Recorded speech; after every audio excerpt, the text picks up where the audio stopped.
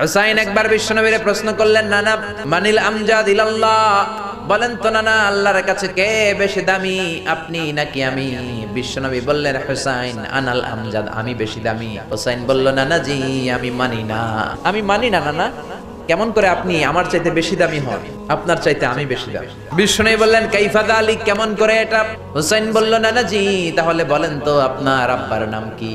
বিশ্বনবী বললেন, আমার আব্বার নাম হলো আব্দুল্লাহ। হুসাইন বলেন, নানা আপনার আব্বা আব্দুল্লাহ কি কোন নবীর মেয়ের জামাই নাকি? বলেন, আমার আব্বার নাম হলো আলী কাররামাল্লাহু ওয়াজহা।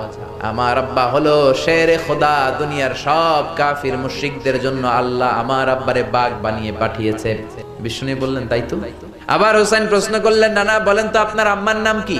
বিশ্বনবী বললেন, আমার মায়ের নাম আমিনা। হুসাইন বলল, নানা জি জান্নাতে সর্বপ্রথম যেই মহিলাটা ঢুকবেন ওই মহিলাটা হলো আমার আম্মা জান ফাতিমা। বিশ্বনবী কোনো কথা বলেন না। হুসাইন আবার প্রশ্ন করলেন, নানা বলেন তো আপনার নানার নাম কি? বিশ্বনবী বললেন, আমার নানার নাম হলো ওয়াহাব ইবনে আব্দে মানাফ। হুসাইন বলে, নানা আপনার নানা ওয়াহাব রে কে চিনে? আর আমার নানারে চিনে না এমন কোন মানুষ পৃথিবীতে নাই। এই হলো আমার নানা। এবার বলেন কে দামি?